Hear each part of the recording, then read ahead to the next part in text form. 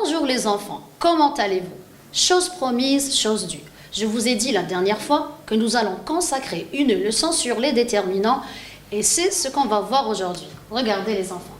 Donc notre cours d'aujourd'hui, c'est les déterminants. Mais avant ça, et comme on fait chaque fois, on va d'abord faire un rappel de ce que nous avons fait ensemble. Alors, dans nos deux précédentes leçons, on a parlé du nom. Très bien. Alors, on a dit que le nom, c'est quoi les enfants? Le nom est un mot qui sert à désigner tout ce qui nous entoure.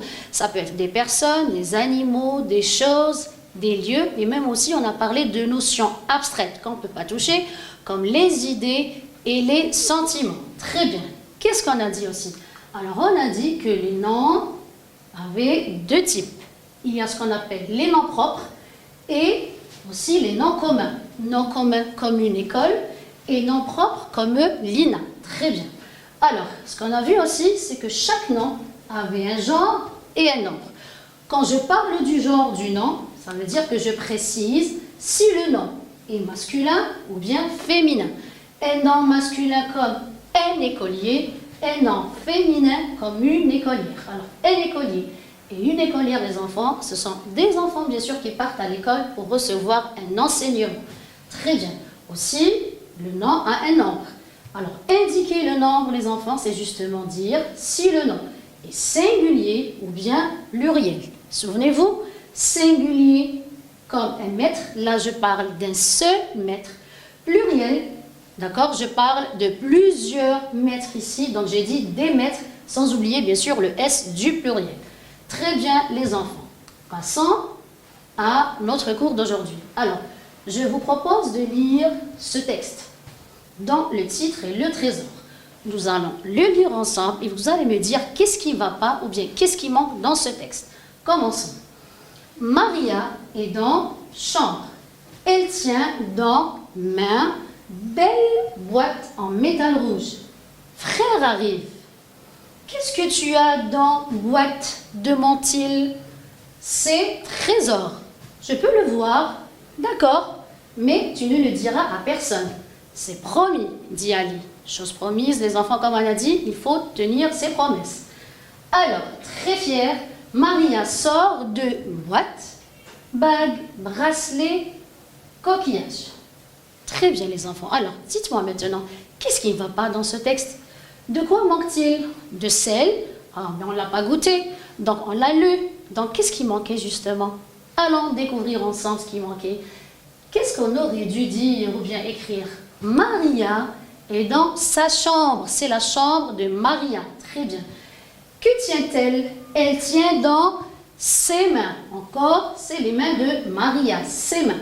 Que tient-elle dans ses mains? Elle tient une belle boîte en métal rouge. Très bien. Et qui est-ce qui arrive? C'est son frère. C'est le frère de Maria. Très bien. Continuons. Alors là, il lui pose la question suivante. Qu'est-ce que tu as dans cette boîte? Bravo. Pourquoi 7? Parce qu'il est en train de montrer la boîte. Cette boîte. Bravo. Alors elle va lui répondre, c'est mon trésor. Souvenez-vous, c'est la boîte de Maria, donc c'est son trésor. Donc elle dit, c'est mon trésor. Je peux le voir? D'accord, mais tu ne le diras à personne. C'est promis, dit Ali. Encore une fois, alors, très fière, Maria sort de sa boîte. Très bien. Que sort-elle de sa boîte? Une bague, très bien.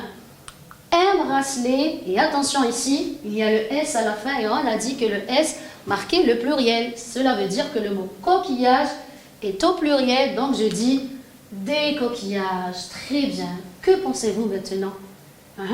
Donc, ce qu'on a rajouté, ce sont des petits mots avant les noms. Je dis bien non, car, regardez, le mot chambre, main, boîte, frère, bague, bracelet et coquillage, ce sont des noms. Et donc, on a dit que toujours les noms sont précédés de petits mots, et c'est ce qu'on appelle, les enfants, les déterminants. Voyons voir à quoi servent les déterminants.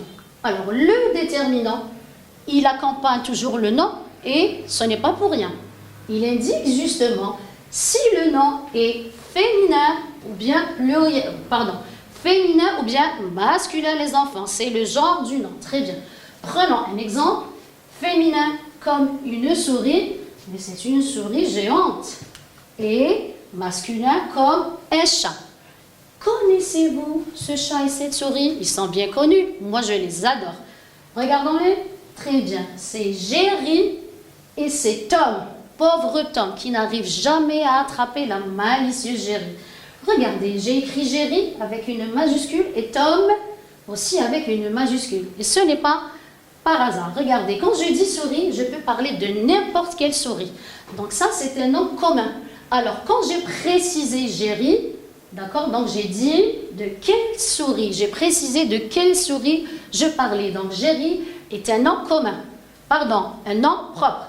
Souris, nom commun. Je parle des souris de façon générale. Je parle ici d'une souris précise, c'est Jerry. Même chose dans le deuxième exemple. Quand je dis un chat, je parle des chats en général. Ça peut être n'importe quel chat.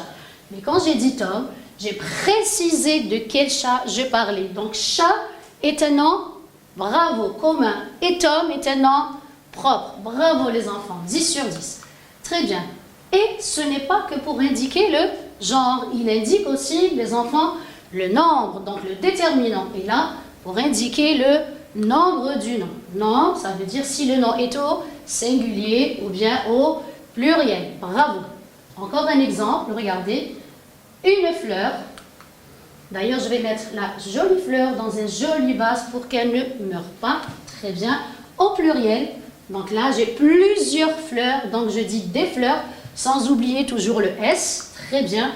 Et aussi des vases. Donc, plusieurs vases, aussi sans oublier le S. Très bien, les enfants. Donc, d'après ces exemples, je pense que tout le monde a compris. Alors, indéterminant, c'est un petit mot. Le nom aussi, souvenez-vous, est un mot. Donc, c'est un petit mot, c'est vrai, pardon, qu'il est petit, mais il a une grande importance. Qui se place devant un nom, il accompagne toujours un nom, d'accord? Il indique, donc ça c'est le rôle du déterminant, il indique si le nom est masculin ou féminin, ça veut dire il indique le genre, très bien. Et il indique aussi si le nom est singulier ou pluriel. Singulier, pluriel, donc c'est le nombre. Très bien les enfants. Et maintenant, je vous propose de faire connaissance avec les principaux déterminants. J'ai dit principaux, ça veut dire les déterminants qu'on utilise le plus. Parce qu'il y a tant d'autres les enfants. Regardons. Alors, regardez, là, cet ensemble, ce sont des déterminants qui accompagnent le nom quand il est masculin singulier. Donc, on les emploie avec les noms masculins singuliers. Par exemple, le garçon, ton manteau, cet arbre. Très bien. Ce groupe-là, les enfants, par exemple là, le L', une, ta et ça, ce sont des déterminants qu'on emploie avec les noms quand ils sont féminins singuliers. Par exemple, je dis la fille, une maison, ta maîtresse. Très bien. Maintenant, on va découvrir les déterminants qui indiquent le pluriel. Qu'est-ce que vous avez remarqué? Là, j'ai dit pluriel. Je n'ai pas dit pluriel masculin ou bien pluriel féminin. Parce que justement, ces déterminants-là sont communs pour le masculin et pour le féminin. Ça veut dire que je peux les employer avec les noms masculins et avec les noms féminins. Par exemple, je dis le garçon. Je dis la fille, mais je dis les garçons et les filles. Très bien, regardez. Je dis ton manteau, je dis ta veste, mais je dis par exemple tes vestes. Donc là, quand c'est le pluriel, je peux les utiliser au masculin et au féminin, les enfants. J'espère que c'est clair. Très bien. Continuons. Maintenant, les enfants, une remarque très importante. Alors, le déterminant, il n'arrête pas de danser celui-là. Il est très heureux d'être avec vous. Alors, le déterminant peut être placé juste à côté du nom. On a vu qu'il est toujours placé à côté du nom. D'ailleurs, ils sont amis, c'est un secret.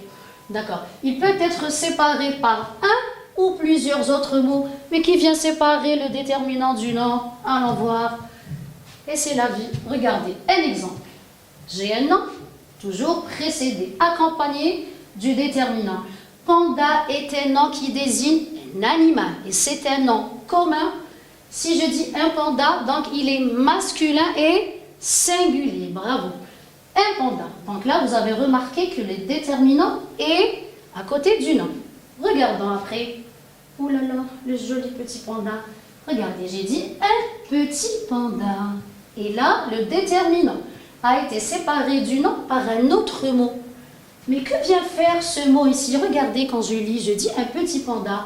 Ah, petit. Donc, il me donne une information sur la taille de ce panda. Et vous savez, les mots qui donnent des informations ou bien des précisions sur les noms, on les appelle les... Ah, je ne vais pas vous donner la réponse. Vous devez me suivre la prochaine fois. D'accord? Très bien. Alors, un panda, ils sont séparés par le mot petit. Donc là, il y a un mot qui les sépare. Regardons le troisième exemple. Un joli petit panda. Là, j'ai donné deux informations sur le panda. Il est joli et il est petit. Donc là, vous avez remarqué que le déterminant est séparé du nom par deux mots. C'est pour ça qu'on a dit que parfois, il est séparé par un ou plusieurs autres noms. Très bien, les enfants. Alors, ce qui est bon à savoir aussi, c'est que devant les noms qui commencent par une voyelle, A, I, E, U, Y, je sais que vous les connaissez par cœur, ou bien le H muet, le H qu'on ne prononce pas et qui autorise les liaisons, les enfants. Alors le déterminant le et le déterminant la se transforment en L apostrophe. On va voir des exemples pour mieux comprendre. Regardez. Je dis homme. Homme, c'est un mot qui commence par un H muet. Je ne le prononce pas. Regardez. Je dois dire l'homme. Je dois mettre le L apostrophe. Et je ne dis jamais le homme. C'est faux. D'accord? Regardez le deuxième exemple. Là, c'est un mot qui commence avec une voyelle. Très bien. Je dis l'ours et non pas le ours. C'est faux. Donc là, vous avez remarqué que le déterminant le a été changé par le L apostrophe. Pourquoi? Parce que le nom commence soit par un H muet ou bien par une voyelle. C'est ce qu'on a vu tout à l'heure. Un deuxième exemple. Pardon, avant de passer au deuxième exemple, ces mots-là, homme et ours, bien sûr, ils sont de genre masculin et ils sont au singulier. Alors, prenons un troisième exemple, les enfants. Regardez, j'ai pris le mot histoire. Et qu'est-ce que j'ai mis devant? J'ai mis le L apostrophe. Je dis l'histoire et non la histoire. C'est faux. Pourquoi? Parce que le mot histoire commence par un H muet. Très bien. Un quatrième. J'ai pris cette fois le mot école. Et encore, j'ai mis le L apostrophe. Pourquoi? Parce que le mot école commence par une voyelle, les enfants. Donc, c'est faux de dire la école. Quel est le genre et le nombre de ces deux mots, les enfants? Histoire et école. Très bien. Ces mots sont féminins singuliers. Féminin, pourquoi? Parce que je dis une école et une histoire. Et pourquoi c'est le singulier? Parce que je parle d'une seule école et d'une seule histoire. Souvenez-vous bien, les enfants. Quand je dis une seule, ça veut dire c'est le singulier. Quand je dis plusieurs, cela veut dire que c'est le pluriel. Très bien. Continuons. Aussi, cette observation est très importante. Regardez. Devant d'autres noms, le déterminant le se transforme en O, que j'écris AU. Alors, les enfants, le, je le mets devant les noms masculins singuliers. Très bien, regardons la phrase. Je vais au cinéma. D'accord? Mais là, vous savez que le AU est venu remplacer ALE. Normalement, je dirais je vais à le cinéma. Mais comme c'est lourd, donc on a omis ALE et on l'a replacé ou bien remplacé par AU. Mais attention, si le mot est féminin, je dis à la, d'accord, sans rien changer. Par exemple, je dis je vais à la plage. D'accord? Il n'y a rien à changer. Très bien, les enfants. Alors, donc, je répète, il ne faut pas dire à le cinéma, mais au cinéma. Très bien, continuons. Alors, on arrive à l'activité, histoire de s'exercer un peu. Très bien. Alors, la consigne, toujours la consigne, il faut bien la lire complète, avec le déterminant qui convient. Alors là, je vous ai donné des noms. Parfois, ils sont seuls, parfois, ils sont accompagnés d'autres mots. Et justement, ces mots-là nous donnent des informations sur ces noms-ci. Très bien. Alors, les déterminants que je vous ai donnés sont un, L apostrophe, la et D. Alors, comme on a vu tout à l'heure, les enfants, on a dit que chaque déterminant marquait un genre ou bien un nom. Par exemple, un, je le mets devant les noms singuliers, très bien, masculin. Le L apostrophe, les enfants, on a vu que le L apostrophe, on pouvait le mettre avec les noms singuliers, qu'ils soient féminins ou bien masculins. Vous avez vu, on a dit l'école, d'accord, qui est féminin, et aussi on a dit l'homme qui est masculin. Très bien. Là, on le met devant les noms, les enfants. Très bien. Féminin, singulier et des. On les met devant les noms pluriels, qu'ils soient masculins ou bien féminins. Très bien, les enfants, commençons. Alors, le nom travail. Qu'est-ce que je pourrais mettre à côté de lui, les enfants? Vous avez trouvé? J'en suis sûre. Très bien. Un travail. Bravo. Pourquoi? Parce que le nom est, encore une fois, masculin, singulier. Très bien. Stylo. Regardez bien, pardon, la fin des mots, la fin du mot. Il y a un S. Et le S, on a dit, qui marquait le pluriel. Donc ça, c'est un mot pluriel. Je dois mettre un déterminant qui indique le pluriel. Et ici, dans cette liste, c'est des. Des stylos. Bravo. Faites attention au troisième mot. Il commence par un H, muet. Très bien. Hôpital. Alors, qu'est-ce que je vais mettre? Très bien. L apostrophe. Je dis l'hôpital et non le hôpital. Et je peux mettre aussi un hôpital, les enfants. C'est aussi correct. Très bien. Moustache. Moustache, c'est un nom. Pensez-vous que ça soit féminin ou bien masculin? Ah, féminin. Bizarre, mais c'est féminin. Donc, on dit la moustache vient quand on la voit chez les hommes. D'accord, ça ne fait rien. Regardez le dernier mot de la première liste. Il y a album qui se termine avec un S. Donc, encore une fois, c'est un mot au pluriel. Et là, le déterminant du pluriel, c'est des. Donc, je dis des albums. Bien sûr, il faut marquer la liaison. Très bien. Bonne tarte. Alors, qu'est-ce que je pourrais mettre?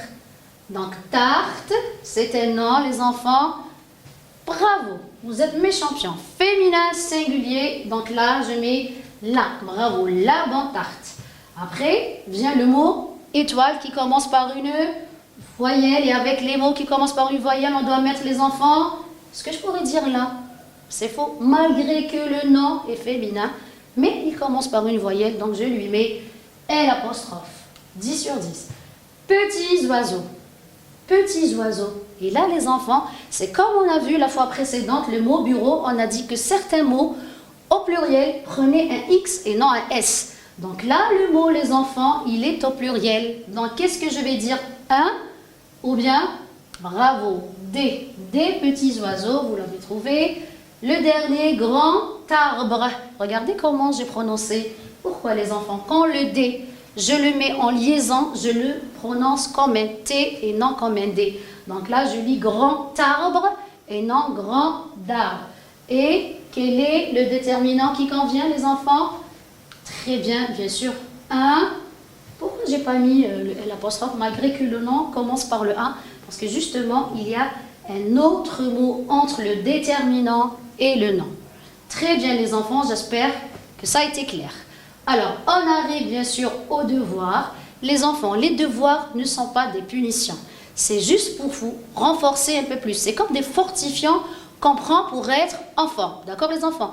Vous pouvez les faire à n'importe quel moment, où vous voulez, quand vous voulez. L'essentiel, c'est que ça va vous faire du bien. D'accord, les enfants? Alors, justement, que dit notre devoir? Entoure les déterminants qui conviennent au nom proposé. Les enfants, je vous ai proposé 4 noms. Tapis, héros, tablier et armoire. Parmi ces 4 noms, quel est le nom qui désigne une personne? Bravo, c'est le mot héros. Très bien, alors que les 3 autres noms sont des noms de choses. Alors, avec le mot tapis, qu'est-ce que je pourrais dire? Le, la ou bien les tapis? Très bien. Avec le mot héros, attention, il y a le piège ici.